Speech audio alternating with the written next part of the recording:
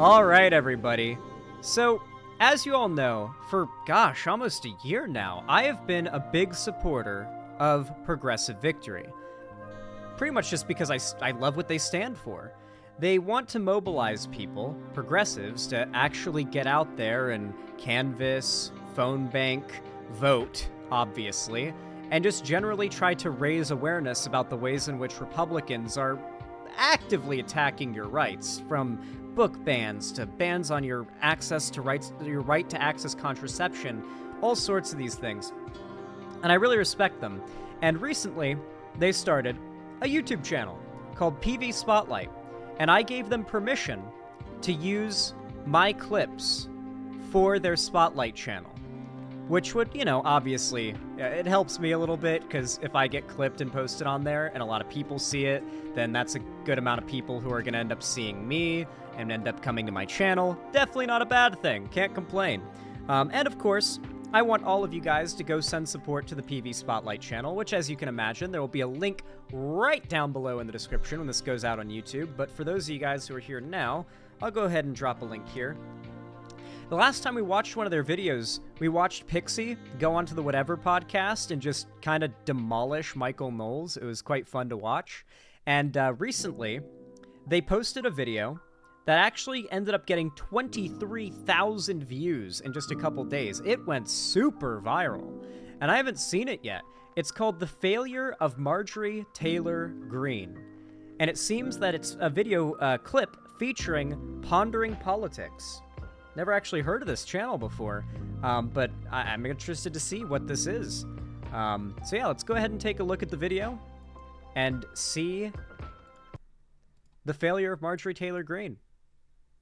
I've, of course, been given permission by PV Spotlight to react to these videos, so I don't think there'll be any, problems with, copyright or anything like that. Don't worry.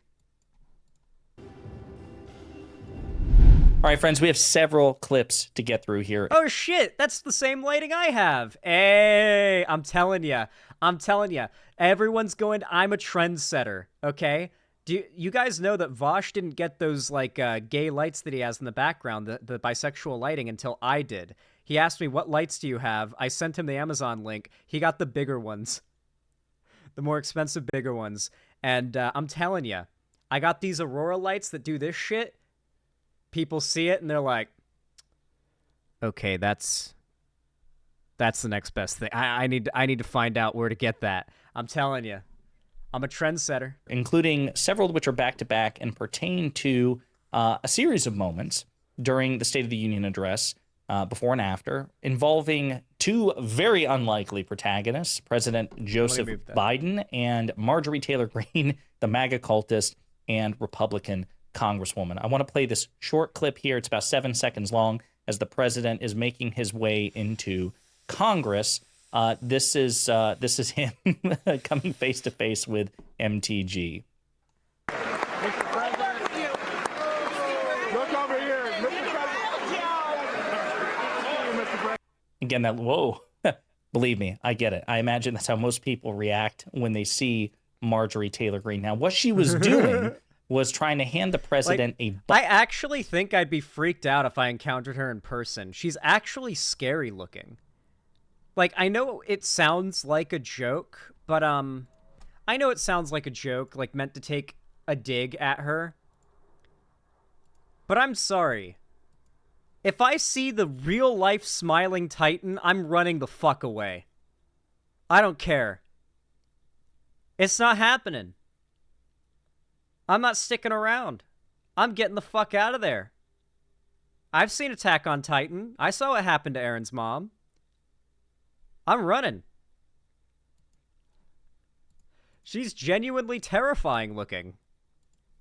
Button. Okay, so the button refers to Laken Riley, a woman who is allegedly murdered by an undocumented immigrant. The Republican Party is weaponizing this woman's death as a way to demonize migrants across this country, undocumented or otherwise, even though statistically speaking, they commit far fewer crimes than natural-born citizens. I'm going to subscribe to Pondering Politics. Let's go. And her challenge, effectively, to the president was, hey, take this button and say her name. That was the goal. This is the exchange somebody recorded. It may have been MTG herself, of her actually addressing the president. I know how to say the name. Lake and Riley. Say your name, Mr. President. Say her name, Mr. President. And by the way, note that Marjorie Taylor Greene talks a lot of smack about Joe Biden all the time. It's always President Trump and Joe Biden, Joe Biden. But when face to face with the man, she does the polite thing and refers to him by his title, Mr. President. So she hands Biden the button. Biden. Okay, to be fair though, are any of these Republicans really like brave enough to shit talk the president to his face, surrounded by like Secret Service? Like, I don't know if I would have like walked up to Trump and just started talking shit while surrounded by Secret Service, because there's a certain point in which I think those guys will just assume you're dropping fighting words at the president and are about to get like physical and just tackle you. And I have a feeling if like a Secret Service guy tackled MTG, like she's cooked. I'm sorry. I don't think she's gonna make it out of that. All right, like fucking hell. Accepts the button. Okay, he didn't have to address her. He could have ignored her. Instead, he went. Yeah, and Secret Service people, they do not fuck around. Okay. I'll be as vague as possible because I genuinely don't know how much of this I'm even allowed to talk about. But a family member of mine's neighbor, like next door neighbor, were the parents of a Secret Service agent. They were an old couple, and one of their kids, I think, or maybe like kid-in-law. I actually don't know, which helps to make this even more vague. I don't know how much of this is even allowed to be public, but like I don't know how Secret Service works, but I assume if I knew, then it's probably fine. Also, this is like 12 years ago, 13 years ago. But regardless, like I would just hear stuff, like just stories about how the Secret Service operates, because, kids tell their parents about stuff. Nothing that's like top secret, crazy shit, anything like that. Nothing that I would think would be illegal. Nothing that like should be illegal, really. Just interesting stuff about how seriously they take their job. They really don't fuck around, the Secret Service. They're on top of their job. It's fine. I don't know how secret they are about that. It's called the Secret Service, okay? I'm not risking shit, all right? I don't want like this nice old couple to get black bagged by the CIA or something because they said too much. I don't know. I don't know how much they are or aren't allowed to talk about. Went up, looked her dead in the face, engaged with her while cameras were rolling, showing no fear whatsoever. He accepts the button. He says he knows how to say her name. And then during the speech, when they challenge him to do that, he ad-libs, he picks up the button, and he says her name, and he acknowledges her death. He acknowledges the horror of her death for her family, expresses empathy for them. Yeah, like the right likes to do this thing where you can get like hundreds of kids dying in mass shootings and like a bunch of trans kids dying in hate crimes, and somehow it's like an L for the left. Like that's not like an example of like, see, this is getting dangerous. We need to take this stuff seriously. It's somehow like, see what the left has done. Like they always find a way to make it that. Another example is if a innocent, unarmed black person is murdered by cops, the immediate response from conservatives is to say, what about this white person who was killed by cops? And granted, there is a valid argument made there. Most of the time, I've never heard of that person before. There's probably, at this point, a bit more media attention that goes to innocent black people who've been murdered by cops compared to white people. The thing is, especially when you consider the fact there's a lot more white people than black people, thus you would assume there are more white people getting shot by cops. The thing is, though, that doesn't mean that there should be less coverage of, like, innocent black people, or at least unarmed black people, being murdered by cops.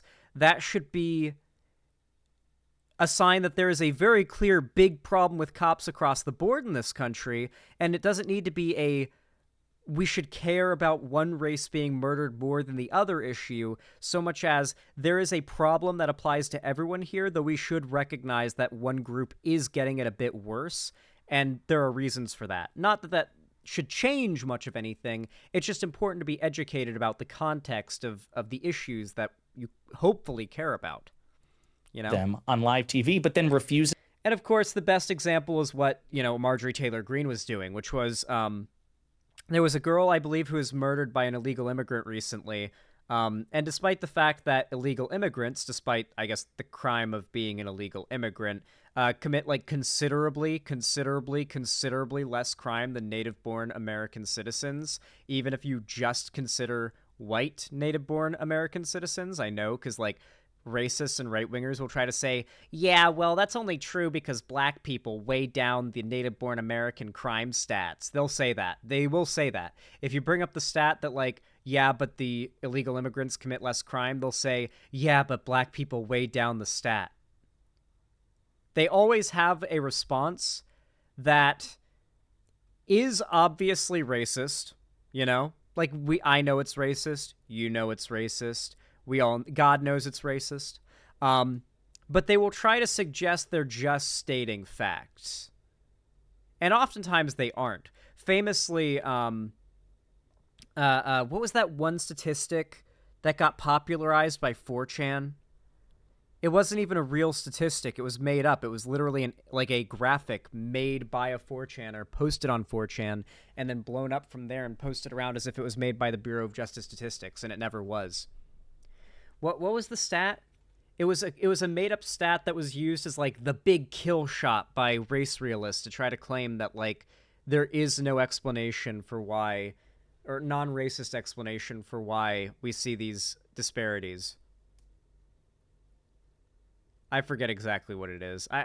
It was some really stupid claim that had to do with race and crime. And it was like completely manufactured statistic pushed by Ian Miles Chong, all the big like conservative media figures and everything as like, oh my God, look at this crazy statistic from the Bureau of Justice Statistics. And it turns out it was made by a 4chaner entirely, posted on 4chan, and that is the only source it came from. In fact, I believe the stat that it claimed to provide was something that like the Bureau of Justice Statistics does not even gather. Like they don't even measure that stat. And it was completely made up. They will desperately try to find a way to use a single instance or even made up crimes committed by insert minority group as a way of like manufacturing hatred. Was it the JonTron quote? I don't know if JonTron cited it, but maybe he did. It was around that time that this like statistic was really popular, like that 2016, 2017 era. Like, it was during, like, the Gamergate era that this was that got popularized.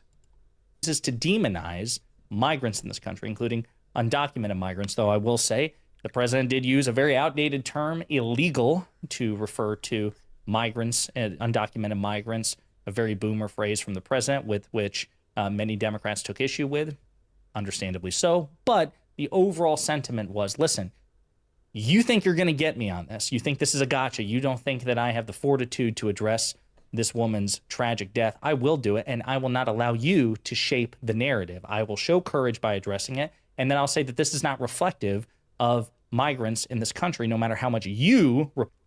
The reaction to like, Biden referring to the guy who murdered that girl as an illegal kind of reminds me of the time I debated Lauren Southern. And at the end of the debate, I asked her, can we get a trans rights? And I pushed a little bit, but she said trans rights. And it came off as sincere. Like, it didn't sound like trans rights or anything. I managed to get her to legitimately say trans rights. And she said, but okay, can I get you to say white rights? Do you agree with white rights? And I was like, I love white people. Of course I agree with white rights. And the left got so fucking mad at me about that. And it makes me wonder, do you guys not know what the trap was there? The trap there is to be a lefty and to be made nervous by the idea of white rights. These conservatives rely so heavily on the idea that the left is unironically against white people having rights, and something that comes off to them as simple as that statement would be like a trigger word for a lefty. Not letting it piss you off and just being like, yeah, whatever, sure, of course white people should have rights, is the right way to respond. Just like I would argue to that audience, to the American people, for Biden, referring to that guy who murdered that girl as just an illegal, it's fine. It's what he absolutely should have said. Marjorie Taylor Greene, the Republicans, can't try to say that he went easy on that guy. They'll try, but what do they have to go off of? A clip of him just blatantly calling him out? I feel like if you don't know how the people who are meant to be messaged to by conservative rhetoric are thinking, it's easy to think, wait, why would Biden say that?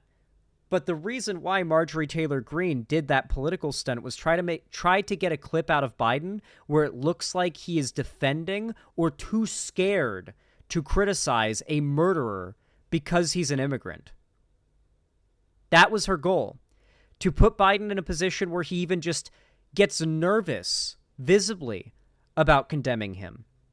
And he didn't. It's not the kind of thing to get mad about. He didn't fall for the trap. He didn't become triggered or nervous or scared.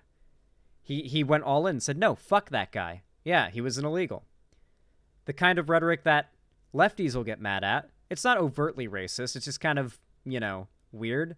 But it's the kind of thing that conservatives, at least those Nikki Haley voters, I feel like, they're going to hear that and they're going to be like, okay. I didn't expect Biden to actually say that guy was an awful person and call him that. Republicans want to make it that way.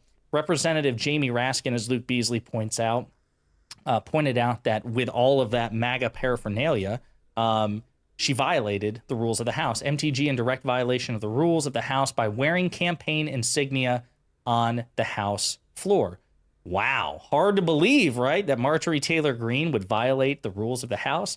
This is what she had to say in the aftermath about that. But here's what offended me. I like how there aren't any actual penalties for breaking these rules too. At least if you're a conservative. Is that a mug that says Rumble? God, good God. Here's what I found to be outrageous is Sergeant-at-Arms came up and told me that I needed to take the hat off. She really is the quintessential Facebook boomer conspiracy theory mom, right? She really is the queen of all the conspiracy, conspira boomer Facebook Karens. If you were able to have an AI combine images of every right-wing Facebook Karen there is and face app them all into one person, you get Marjorie Taylor Greene. And I said, I'm not taking the hat off. I refuse to take it off. And he said, well, it's decorum. I said, I certainly understand. You do what you need to do. I'll pay a fine. I'll do whatever, a warning, whatever there is. But I'm not taking the hat off. Imagine how much she'd be upset if the shoe was on the other foot. And again, that's really important there. So she is not just a MAGA cultist. She is a sitting Republican congresswoman. And she is flouting the rules. She's violating decorum. She's done it again and again and again with her heckling, although she was noticeably less heckly than in 2023, likely because President Biden was able to skillfully use the heckling against Republicans last time around. But with all that in mind, this is what the Fox Propaganda Network had to say when it comes to decorum. Compare what you saw when you were working for President Trump versus what we saw last night. So interestingly, State of the Unions right before an election tend to be more campaign focused, but in a way that is hidden and muted. Not last night, 13 mentions of Trump, though not his name. Compare that to 2020, President Trump. There was this beautiful moment where there was this military mom, her two children. He surprised that mom with the bringing home of her husband from overseas. He was deployed overseas. It was beautiful. It was unifying. He unified the country in 2020. What a difference. Who do you want to be president next time around? The angry, divisive guy last night or the guy who tried to unify the country in an election? Yeah. The funniest thing about this is that Trump is the most divisive president we ever had. Under Trump, all of the overwhelming, like all the headlines, all the stats were America is the most politically divided it has been since like the Civil War or whatever. Wasn't that the like big quote? Like they will literally try to gaslight you about what happened. January 6th happened. Ah, yes, he united the country. You have to remember, these people rely heavily on like the world having a nothing memory. I pointed this out last stream, by the way. You'll notice that conservatives are starting to treat January 6th like the Russia thing now. What I mean by that is the Russian collusion thing was a big federal investigation that happened into Trump's campaign and like his buddies and stuff like that. Now, if you heard a conservative or even many lefties that aren't like knowledgeable about what happened talk about it or hear what they said about it, you would think that nothing came of it. It was a nothing. Pretty much just because Trump never got arrested. The fact is, they did find that Trump's campaign colluded with Russia. Not only that, but they were able to find individuals higher ups in his campaign who did so, and they were indicted and were sent to prison. They were his fall guys. There's been numerous instances where Trump's campaign has gotten in trouble for such things, but he always has fall guys. They always make sure there's no paper trail that leaves any evidence he was aware of what his campaign was doing. Which, of course, if he doesn't have knowledge of it, then there's no evidence that he did it, right? Of course, his campaign and higher-ups in his campaign were found guilty of this, and his campaign did work with Russia. There's just no evidence that can be pinned directly on him to criminally charge him. But because Trump didn't get cuffed and sent to prison, people think back on it, even on the left, as nothing, a hoax, some even might say. And now January 6th is starting to get treated much in the same way. Because Trump hasn't been arrested, he's not in prison, and you don't really hear much about the J6 rioters that got arrested anymore, despite, 6 months ago, 4 months ago, they were calling them political prisoners. It's just kind of, they've moved on from it. It's like, I remember I read a really high like comment, like a lot of likes in this comment, below the State of the Union address live stream on Twitter. One of them said, Biden mentioned January 6th within the first 40 seconds. I'm out. From a conservative, obviously. They're basically trying to talk about, like, treat it as though J6 is like, get over it already, liberals. Essentially is how they're trying to handle the whole J6th insurrection thing. Except that didn't happen. Donald Trump did not unite the country in 2017. He didn't unite the country in 2018. He didn't unite the country in 2020 or 2019 or in 2020.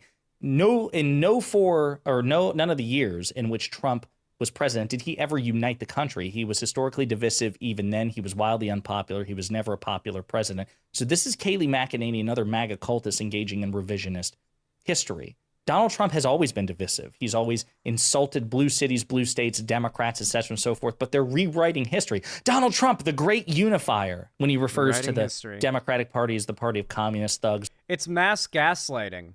It's mass corporate-funded gaslighting on like an enormous nationwide scale. Pedophiles and groomers. That's really unifying language there. By the way, with no caveats whatsoever, even though President Biden gives caveat after caveat after caveat about how that's not all the Republican Party. It's just MAGA. It's so wild as well looking at fact-checking sites because they try to play centrist as much as possible. And so when they fact-check Trump, obviously everything down the line is like read entirely falses, right? Because he can't tell the truth. But with Biden, he'll say something and they'll say mostly true or half-truth. And then they'll explain why it's a half-truth, and it's like, wait, but that wasn't even dishonest of him. Why'd you mark this as a half-truth? It just seems like such a stretch. A good example of this was one of the quotes from Biden they fact-checked on, I forget which one it was PolitiFact, I think it was. One of the quotes from Biden they fact-checked was Biden saying, and we're moving to eliminate even more student debt. And then and they fact checked it as half truth. And then the explanation for how it is a half truth is Biden only eliminated $1.3 million in student debt this year. It's like, he said moving to eliminate student debt and even more. That's not a half truth. He has eliminated millions of, he's eliminated millions of dollars in student debt and is actively moving to do more with executive orders because the Supreme Court blocks him from trying to eliminate all of it all in one fell swoop. He has to do it in small chunks using executive orders. Remember, Supreme Court is equal in power to the president, the executive branch. They balance each other, right? So with a Republican supermajority Supreme Court, there's only so much Biden can do. But with Biden in power, there's only so much the Supreme Court can do, too.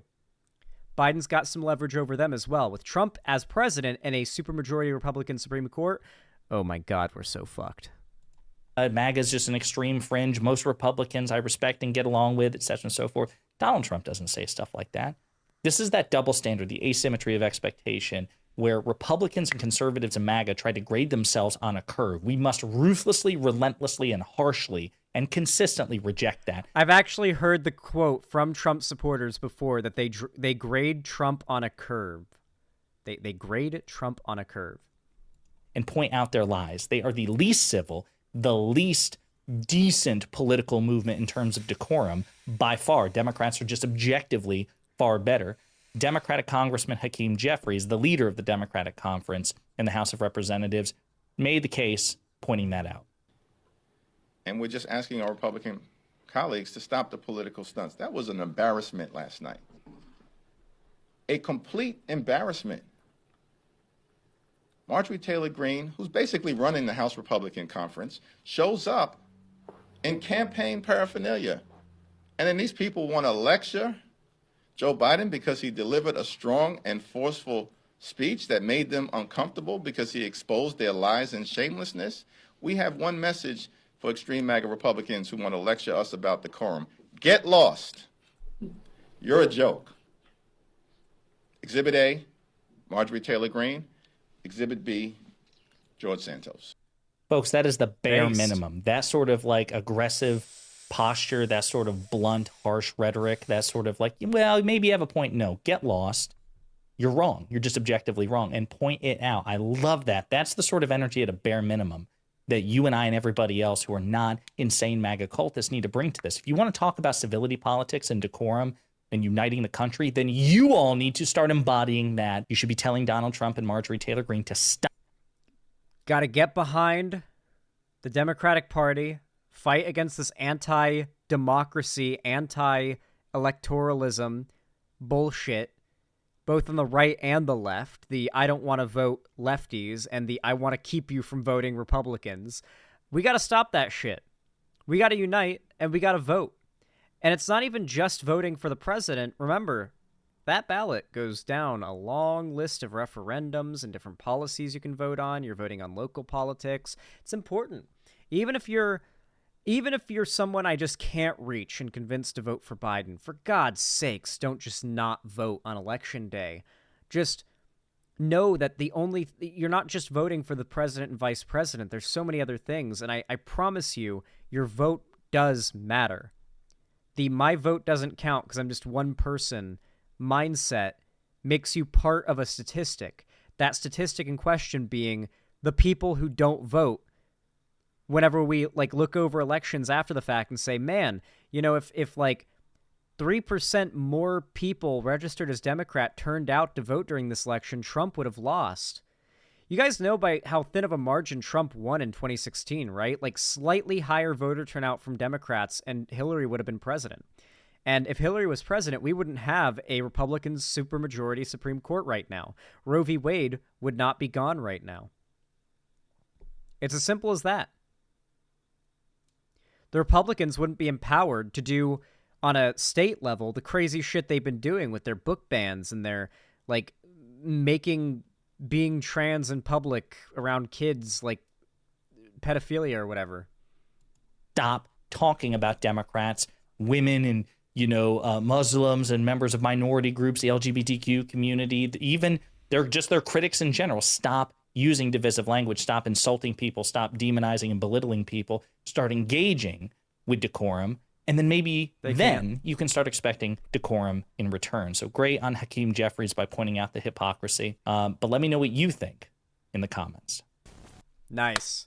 Absolutely. Go check out the PV Highlights channel or PV Spotlight channel. Highly recommend that you check it out. I have actually been a frequent viewer of the content there because I've discovered a couple of cool content creators through it. And I'd never heard of this creator before until today, so definitely getting my sub. Yeah, I really like this. I'm really glad there's like an actual lefty highlight channel now. I feel like this has been needed for a while.